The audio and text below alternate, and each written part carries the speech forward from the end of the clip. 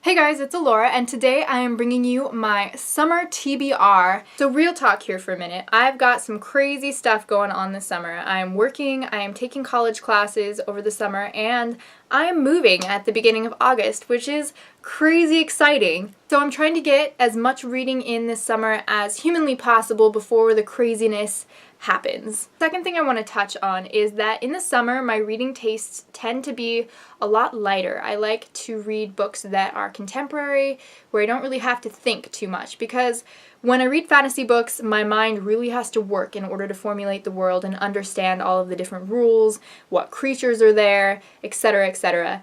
But when it's like, this book takes place in Oregon, I can deal with that, you know? So that being said, I have quite a few books that are contemporary in this pile, but I do also have quite a few fantasy books, which I may or may not actually get to this summer. I want to get to them because A, they just came out, B, they're coming out very soon, C, I'm interested in the stories, but you know, I really do have a hard time reading fantasy in the summer, so we'll see what happens, but this is my tentative game plan. The first book that I want to talk about is The Book of Broken Hearts by Sarah Auchler. This book I haven't heard too much about. I heard about it on Bookables, Heather on Bookables, and she says that it's a really good book, really fun contemporary.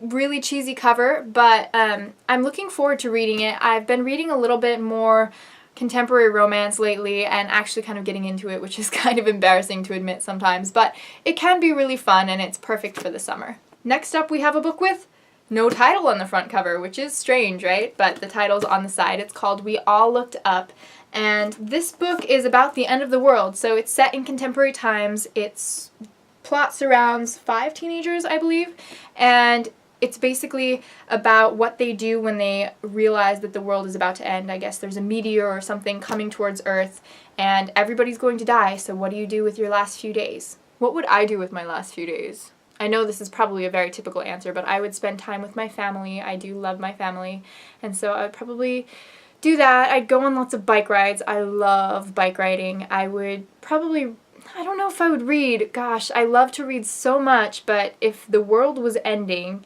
would you really care about fictional characters? I don't know. Tell me in the comment section below, A, what you would do if you knew the world was going to end in a few days, and B, if you would read. Would you read? Would you waste the time? Would you enjoy the time? Let me know.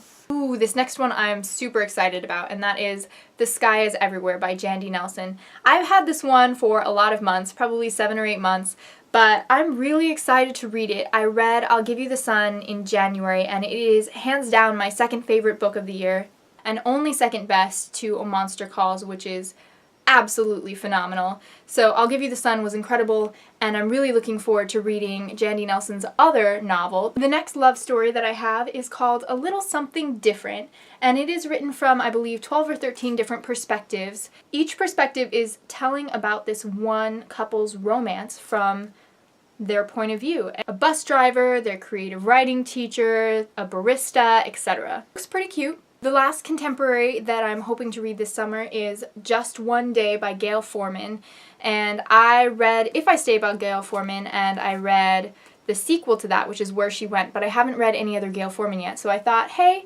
I've had this one on my shelf for quite a while, why don't you give it a shot? In reading both of her other books, I found that her writing is very easy to get through, and so these reads are quite a breeze. Perfect for summer, am I right? Okay, now we have the dense fantasy stack. The first fantasy book that I want to read is The Invasion of the Tearling by Erica Johansson. This is the sequel to The Queen of the Tearling, which came out last year, and I really thoroughly enjoyed. My only reservation for starting this book is its length, because it's really long, and I don't know if I really want to devote the amount of time that it's going to take to get through this book to this book, but we'll see. I'm gonna give it a shot. This is an ARC, by the way. The book comes out sometime in June. Next up is another sequel ARC that I have, and that is The Heart of Betrayal by Mary E. Pearson. This is the sequel to The Kiss of Deception, which I really did enjoy. I did an entire video review on it. If you want to check it out, I'll leave the link in the description. The Kiss of Deception had caught my eye because of the interesting premise. It was told from 3 different perspectives, and one of them was a princess who was running away. That's pretty normal. One of them was the prince who was coming after her. that's pretty normal, and one of them was an assassin who was coming to kill her, which is also fairly regular, you know, for fantasy theme.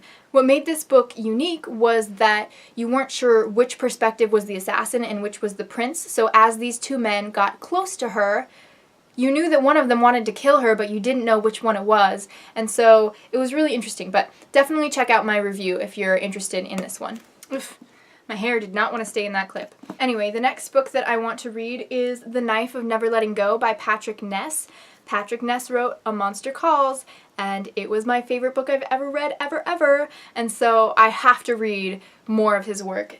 It's time for me to start reading this one. It's really big too. I have a hard time with big books, guys. I really like finishing books. I mean, I love reading more, but I really enjoy the satisfaction of closing a book, knowing that you have completed it. And so with huge books, it takes so much longer to get to that point, and I just have a hard time getting there. But I love Patrick Ness, so I'm definitely going to give this one a shot this summer. Next up is The Daughter of Smoke and Bone by Laini Taylor. I've only read a little bit of Laini Taylor. I read her short story in the collection, what was it called? Oh, it was the My True Love Gave to Me Christmas collection anthology from last year, and I really loved her writing style.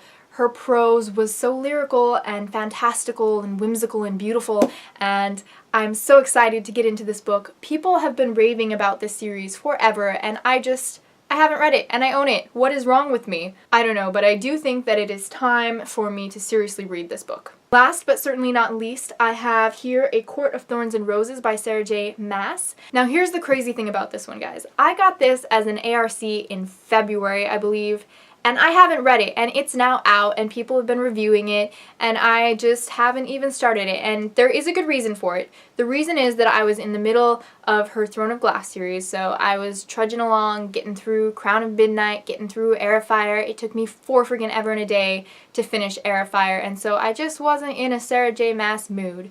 But I do enjoy her writing, even though I have a hard time with the length of her books, and I'm hoping that this new series is more up my alley than the Throne of Glass series, because I really am not a huge fan of the Throne of Glass series, but I do think that she's a good author, so I'm looking forward to giving this one a go. Alright guys, those are the books that I currently have planned out to read over the course of the next few months before my big move.